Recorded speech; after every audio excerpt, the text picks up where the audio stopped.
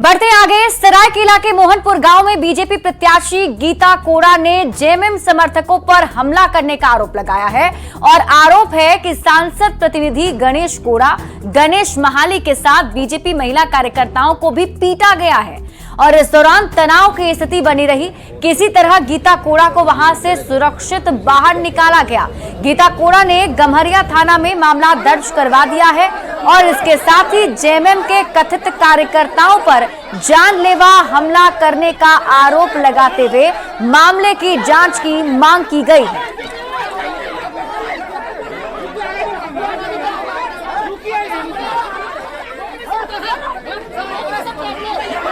करते हैं कि इसका उचित जांच होना चाहिए, न्यायिक जांच होना चाहिए और जो भी इसमें दोषीदार हैं उसके ऊपर सख्त कार्रवाई होनी चाहिए, क्योंकि ये लोकतंत्र है और हम लोग लोकतंत्र में सबको बराबर समान अधिकार है।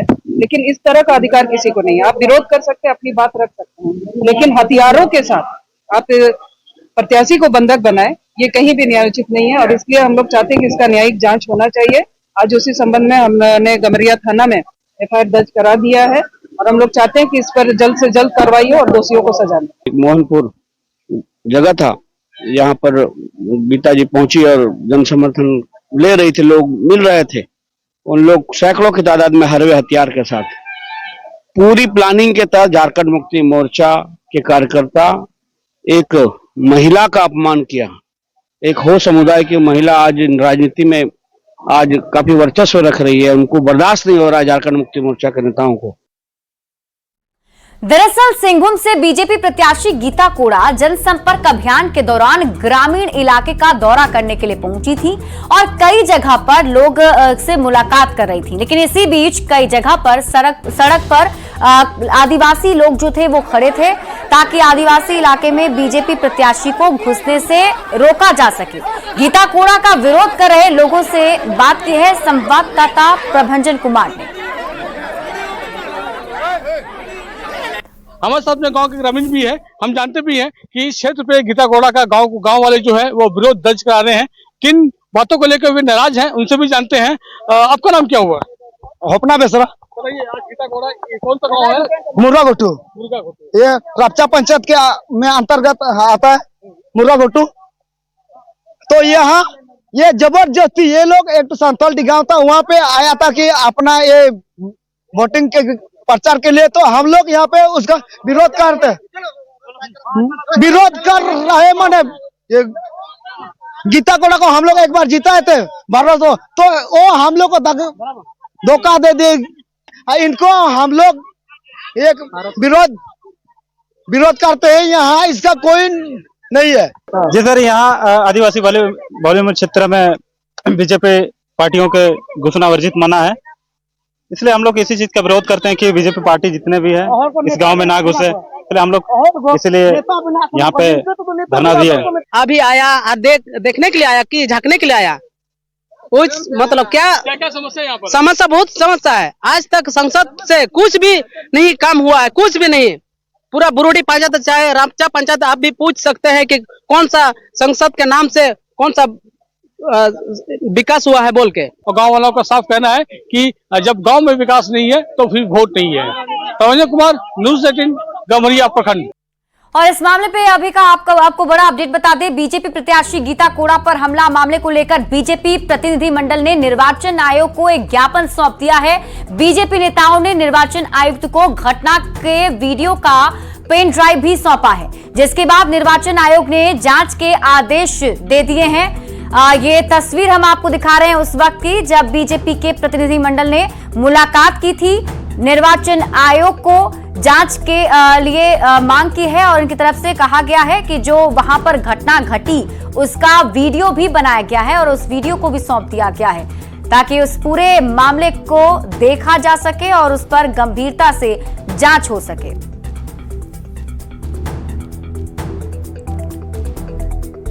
तो एक गीता कोड़ा पर हुए हमले की रांची से बीजेपी सांसद संजय सेठ ने निंदा की है। उन्होंने कहा है कि जेएमएम और कांग्रेस हताशा में है और उनकी जमीन खिसक गई है। यही वजह है कि वे लोग कानून अपने हाथ में ले रहे हैं। उन्होंने राजनीतिक स्वार्थ के लिए जेएमएम और कांग्रेस पर गलत काम करने का भी आरोप लगाया है। गीता कोड़ा जी बहुत सम्मानित नेता है और उनके साथ जो दुर्व्यवहार हुआ और उन्होंने तो कहा कि हमारी जान भी खतरे में थी। अब राजनीति लोकतंत्र में आप मतभेद हो सकते हैं, लेकिन आप किसी को शारीरिक नुकसान पहुंचाएं, किसी को आप इस तरह अपने राजनीतिक स्वार्थ के लिए ऐसे घिनौना कृत करें, उचित नहीं है। तो चाईबासा के गम्हरिया में बीजेपी प्रत्याशी गीता कोड़ा पर हमला और बंधक बनाने पर जेएमएम की प्रतिक्रिया भी अब सामने आ गई है। जेएमएम प्रवक्ता मनोज पांडे ने कहा है कि कोल्हान आंदोलनकारियों की धरती रही है और जो लोग विरोध कर रहे थे वे सभी उस इलाके की जनता हैं। मनोज पांडे ने यह भी कहा कि अगर नेता जीत के बाद 5 साल तक इलाके में नहीं जाएंगे तो उन्हें ऐसे ही विरोध का सामना करना पड़ेगा। 5 साल करीब हो गए उनको सांसद बने और सांसद बनने के पश्चात अगर अपने क्षेत्र की जनता के उम्मीदों पर खरा नहीं उतरिएगा तो वो क्षेत्र आंदोलनकारियों का क्षेत्र रहा है। निश्चित रूप से आपका विरोध का सामना करना पड़ेगा और वहां जो भी विरोध कर रहे थे वो गांव के ग्रामीण थे, झामुमो कहीं नहीं था। आपके क्षेत्र की जनता थी जिन्होंने आपको वोट किया था पिछले बार। बढ़ते आगे और अब बात करते हैं महागठबंधन की उलगुलान रैली की। 21 अप्रैल को रांची के प्रभात तारा मैदान में इंडिया अलायंस की उलगुलान महारैली होने जा रही है, जिसको लेकर पूरी तैयारी की जा रही है, जिसकी तैयारी में सभी सहयोगी दल भी जुट गए हैं। बोकारो में भी गिरिडीह लोकसभा सीट से प्रत्याशी मथुरा महतो के नेतृत्व में उलगुलान रैली की तैयारी पर बैठक आयोजित की गई और इस बैठक में बोकारो से रैली में 50,000 लोगों के शामिल होने का दावा किया गया है। तंत्र में हम अपने बातों को जनता के बीच में ले जाने के लिए तानाशाह सरकार केंद्र का जो है उसके विरोध में ये रैली है और इस रैली में हम लोग जो जिस तरह से तानाशाही करके हमारे यहाँ के तत्कालीन मुख्यमंत्री भी जेल में भेजा है, इन सब के विरोध में हमारा ये सभा कि जनता इस रैली के बाद आप देखिए माहौल इंडिया गठबंधन के प्रति लोगों का रुझान होगा और आने वाला दिन 14 लोकसभा सीटें हम इंडिया गठबंधन जीतेंगे। और लोकसभा चुनाव की तारीख नजदीक आते ही हजारीबाग लोकसभा क्षेत्र में राजनीतिक सरगर्मी काफी तेज होती हुई दिख रही है। कहीं विकास का मुद्दा तो कहीं बेहतर उम्मीदवार का चयन का मुद्दा छाया हुआ है। हजारीबाग की हृदय स्थली झील परिसर में भी बुजुर्गों की टोली लोकसभा चुनाव को लेकर चर्चा करती हुई नजर आई। आखिर क्या है बुजुर्गों की नजर में मुख्य चुनावी मुद्दे, उनसे बात की है हमारे संवाददाता सुशांत सोनी ने। आगामी लोकसभा चुनाव को लेकर चुनावी सरगर्मी तेज हो चुकी है। आपको हम बताते चले कि अभी हजारीबाग में विभिन्न चौक चौराहों पर इसकी चर्चाएं चल रही है। देखिए अभी हम हजारीबाग का हृदय स्थल झील परिसर में है, जहां पर आपको बुजुर्ग लोग दिख रहे होंगे और इन सभी के बीच जो है आगामी लोकसभा चुनाव को लेकर चर्चा हो रही है। इस बार क्या कुछ मुद्दा होगा, इस बार लोकसभा चुनाव को लेकर कैसे प्रत्याशियों का चयन करना चाहते हैं, हम इनसे जानेंगे। हजारीबाग की विकास और शिक्षा पर विशेष ध्यान दे। वैसे हजारीबाग के लोगों की चिर परिचित एक अपेक्षा थी कि हजारीबाग में हवाई अड्डा का निर्माण हो, लेकिन यह धूसरित हो गया, मिट्टी में मिल गया। मुझे लगता है कि आने वाला प्रत्याशी ऐसा हो जो इस बारे में विशेष ध्यान दे। कोई समस्या होगी? देखिए सबसे ज़रूरी यहाँ एयरपोर्ट है, क्योंकि हर दिन कई टैक्सियाँ जाती हैं रांची और खर्चा में बहुत पड़ता है, टाइम बहुत लगता है, लेकिन यहाँ एयरपोर्ट होने से वो टाइम बचेगा और खर्च बचेगा। ये बहुत ज़रूरी है। और वैसे तो रोड तो बन गया, ठीक है, और जहाँ तक समस्या है कि झील पर जो है ट्रैफिक कभी लगाता है कभी नहीं लगाता है, गाड़ी इतना चलता है कभी एक्सीडेंट होने का ही रहता है। तो ये कम से कम करे कि ट्रैफिक यहाँ बराबर लगावे और अच्छा ढंग से लगावे। देखिए हम तो किसान हैं और किसाने के मांग लेकर के हम कुछ बोलेंगे।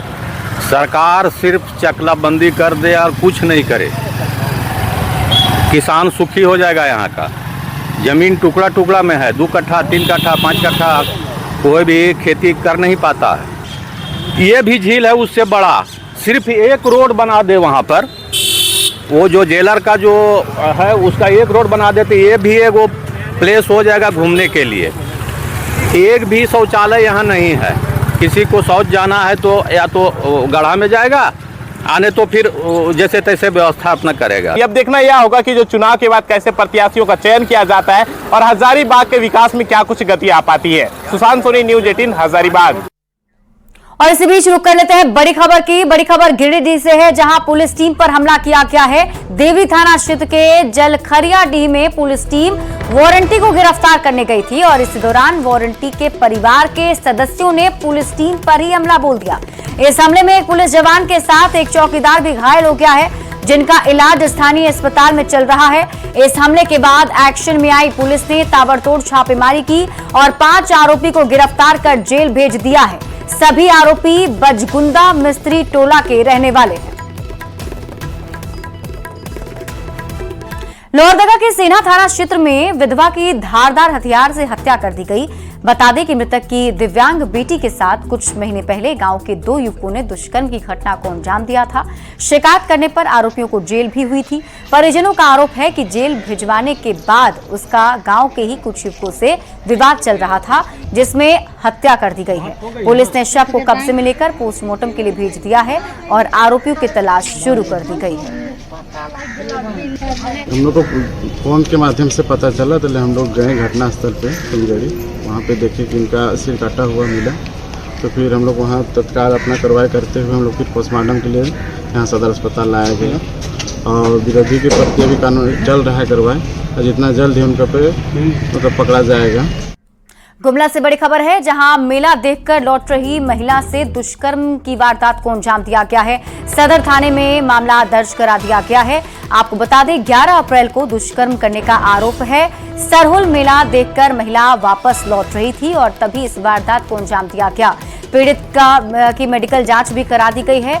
आरोपी की गिरफ्तारी में फिलहाल पुलिस की टीम जुट गई है।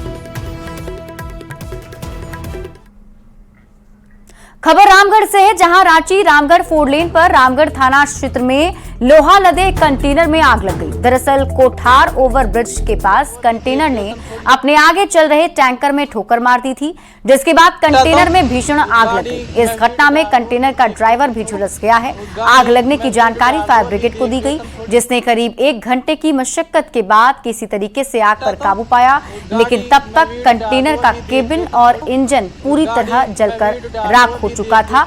आग बुझाने के दौरान सतर्कता बरतते हुए पुलिस ने रांची रामगढ़ हजारीबाग 4 लेन पर ट्रैफिक रोक दिया था। और ये 2 तस्वीर हम आपको दिखा रहे हैं। पहली तस्वीर उस वक्त की जब कंटेनर में आग लगी थी। आप आग की ऊंची ऊंची लपटें भी देख पा रहे होंगे, जिसने पूरे कंटेनर को अपनी आगोश में ले लिया है। ये दूसरी तस्वीर है जब 4 लेन पर ट्रैफिक रोक दिया गया था। जमशेदपुर के सुंदरनगर थाना क्षेत्र के कुदादा जंगल में भीषण आग लग गई, जिससे जंगल में रहने वाले जंगली जानवर और पक्षियों पर खतरा मंडराने लगा है। बताया जा रहा है कि असामाजिक तत्वों ने जानबूझकर झाड़ियों में आग लगा दी है और धीरे धीरे आग ने विकराल रूप भी ले लिया। सबसे हैरान करने वाली बात यह भी है कि अभी तक वन विभाग के पदाधिकारी और कर्मचारियों ने इसकी सुध नहीं ली है और तेज हवा की वजह से आग फैलती ही जा रही है।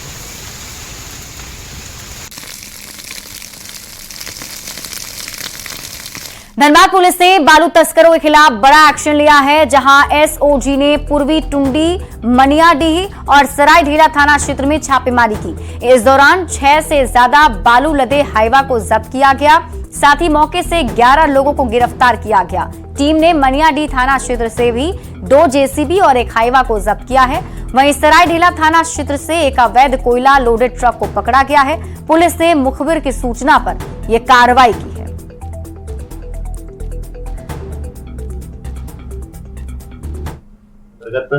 एक अवैध कोल डिपो से जिसके माध्यम से एक ट्रक में कोयला लोड किया जा रहा था, उस ट्रक को जब्त किया गया। ट्रक के चालक को भी गिरफ्तार कर जेल भेजा। जमशेदपुर में चैती छठ के चौथे और अंतिम दिन उगते सूर्य को अर्घ दिया गया और इस मौके पर हजारों छठ व्रतियों ने उदीयमान भगवान भास्कर को अर्घ दिया। वहीं सिद्धगोड़ा स्थित सूर्यधाम में आस्था के जनसैलाब का अनुपम नजारा देखने को मिला, जहां हजारों छठ व्रती अर्घ देने के लिए पहुंचे थे। इस दौरान सूर्य मंदिर समिति के सदस्यों की ओर से शिविर लगाकर श्रद्धालुओं के बीच शरबत, शीतल पेय और खीर की व्यवस्था की गई थी। चैती छठ पर उदीयमान भगवान सूर्य को अर्घ देने के बाद व्रतियों ने हवन और पारण भी किया। लोक आस्था के छठ महापर्व को लेकर सूर्यधाम में भक्ति और उल्लास का वातावरण देखने को मिला। तो वहीं उगते सूर्य को अर्घ देने के साथ ही चैती छठ के 4 दिवसीय अनुष्ठान का समापन हो गया है। बोकारो में चैती छठ के मौके पर उगते सूर्य को अर्घ देने के लिए छठ व्रती छठ घाट पर पहुंचे। सुबह से ही छठ व्रती घाटों पर पहुंच चुके थे और भगवान भास्कर के उदय होने की प्रतीक्षा कर रहे थे। सूर्य के दर्शन होते ही छठ व्रतियों ने उन्हें अर्घ दिया, जिसके बाद 36 घंटे के निर्जला व्रत का समापन भी हो गया। बता दें कि छठ पर्व बड़े नियम और शुद्धता के साथ किया जाता है। और इसी बीच रुक कर लेते हैं बड़ी खबर की। सूत्रों के हवाले से आपको इस वक्त की बड़ी खबर बता दें, कांग्रेस के 4 प्रत्याशी तय होने की खबर मिल रही है। रांची से बन्ना गुप्ता चुनाव लड़ सकते हैं, तो चतरा से केएन त्रिपाठी को टिकट मिल सकती है। धनबाद से अनुपमा सिंह चुनाव लड़ सकती हैं, तो गोड्डा से दीपिका पांडे या फिर प्रदीप यादव का नाम चर्चा में चल रहा है। रांची संवाददाता अविनाश कुमार अधिक जानकारी के साथ जुड़े हुए हैं। अविनाश, क्या कुछ अपडेट है इन 4 सीटों के उम्मीदवारों को लेकर? देखिए, रांची में सबसे पहले सुबोधकांत सहाय की चर्चा हो रही थी और उसके बाद रामटहल चौधरी भी ज्वाइन की, कांग्रेस में उन्होंने ज्वाइन किया और उसके बाद से ये चर्चा तेज हो गई थी कि क्या सुबोधकांत सहाय का नाम कट सकता है। अब जो जानकारी आ रही है उसके मुताबिक बन्ना गुप्ता जो है इस वक्त टिकट की रेस में सबसे आगे चल रहे हैं और ये कारण बताया जा रहा है जो एज फैक्टर है। एज फैक्टर की वजह से आपको पता है कि धनबाद में अगर हम ददई दुबे की भी बात कर लें तो उनके भी जो धनबाद से जो चर्चा थी उसमें जो विराम लगा उसकी वजह आयु ही बताई जा रही है। धनबाद से जो नाम सामने आ रहा है उसमें अनुपमा सिंह है जो कि जयमंगल सिंह उर्फ अनूप सिंह की पत्नी है, बरमो से कांग्रेस के विधायक हैं। उनके नाम पर लगभग सहमति बन गई है, ये बताया जा रहा है जो हमारे सूत्र है। चतरा से अगर हम बात करें तो केएन त्रिपाठी का नाम सबसे आगे है। हालांकि और 2 नाम की चर्चा हो रही थी, चाहे वो जयशंकर पाठक की बात करें या अरुण सिंह की बात करें, लेकिन इस वक्त केएन त्रिपाठी के नाम की सबसे ज्यादा संभावना बताई जा रही है। तो हम इस तरह से कह सकते हैं गोड्डा में जो है दीपिका पांडे सिंह जो कि महिला भी हैं, आगामा से विधायक भी हैं, उनके नाम पर मुहर लग सकती है। लेकिन जो प्रदीप यादव है वो सबसे सशक्त उम्मीदवार के रूप में कांग्रेस की तरफ से थे, लेकिन हाल के दिनों में जो उनके मामले सामने आए हैं और जो कोर्ट में लगातार सुनवाई चल रही है, इसको लेकर एक संभावना बताई जा रही है कि संभवतः अंतिम समय में वो पिछड़ जाएंगे और दीपिका पांडे सिंह को। लेकिन अविनाश, इन उम्मीदवारों के नामों की चर्चा तो जरूर हो रही है, लेकिन क्या लगता है कब तक औपचारिक ऐलान कर दिया जाएगा, क्योंकि चुनाव अब शुरू होने वाले हैं? देखिए, ये जो 4 नाम है इसकी चर्चा इसलिए मैं कर रहा हूं क्योंकि जो स्क्रीनिंग कमेटी है उसके तरफ से ये नाम बढ़ा दिए गए हैं और दोपहर बाद ये कहा जा रहा है कि किसी भी वक्त इन 4 नाम की औपचारिक घोषणा भी कर दी जाएगी। यानी आज इंतजार जो है वो खत्म हो सकता है? जरूर इंतजार खत्म हो सकता है और आपने कहा कि बहुत समय बीत चुके हैं और इतने समय बीतने के बाद भी अगर कांग्रेस को टिकट को लेकर इतना ज्यादा मंथन करना पड़ रहा है तो आप समझ सकती हैं कि कांग्रेस क्या कुछ सोच रही है, एक एक कदम फूंक कर आगे बढ़ना चाह रही है, समीकरण को ध्यान में रखा जा रहा है। हालांकि चतरा को लेकर ये कहा जरूर जा रहा था कि वहां का जो भूमिपुत्र है वहां एक नारा दिया गया है कि पार्टी नहीं माटी को ही इस बार जनता वहां मौका देगी। तो इस बात को समझना होगा। केएन त्रिपाठी जरूर बगल के ही डाल्टनगंज विधानसभा से जो क्षेत्र है वहां से चुनाव जीते हैं, पहले भोजपुर में मंत्री रहे हैं, उसी प्रमंडल से आते हैं, लेकिन एक नारा जरूर वहां लग रहा था कि जो चतरा लोकसभा क्षेत्र का जो वोटर है वो होगा तो ज्यादा बेहतर होगा, जैसा कि बीजेपी ने उतारा कालीचरण सिंह को। लेकिन अब जो संभावना बनी है उसके हिसाब से मैं कह रहा हूं कि केएन त्रिपाठी का नाम आगे चल रहा है। धनबाद में ढुल्लू महतो के आने के बाद से सवर्ण जाति के बीच में एक गोलबंदी जरूर हो रही थी और उसी को ध्यान में रखते हुए अनुपमा सिंह को वहां पर चुनावी मैदान में उतारा जा रहा है। अगर हम धनबाद के बाद अगर हम रांची की बात कर लें तो ओबीसी फैक्टर को आपको समझना होगा कि ओबीसी फैक्टर इस वक्त बहुत ज्यादा, और खासकर अगर हम झारखंड के इस इलाके में जो आंदोलन भी चल रहे हैं उसकी भी अगर हम बात कर लें तो ओबीसी फैक्टर जरूर कहीं ना कहीं जो है राजनीतिक दलों के दिलो दिमाग में चल रहा है। ठीक है अविनाश, आप इस पर नजर बनाए रखिए। इंतजार है कब तक कांग्रेस की तरफ से इसका औपचारिक ऐलान कर दिया जाता है। हालांकि संभावना जताई जा रही है कि आज ही उम्मीदवारों के नामों का ऐलान कर दिया जाएगा। फिलहाल इस बुलेटिन में अभी के लिए बस इतना ही। आप देखते रहिए न्यूज़ 18 बिहार झारखंड।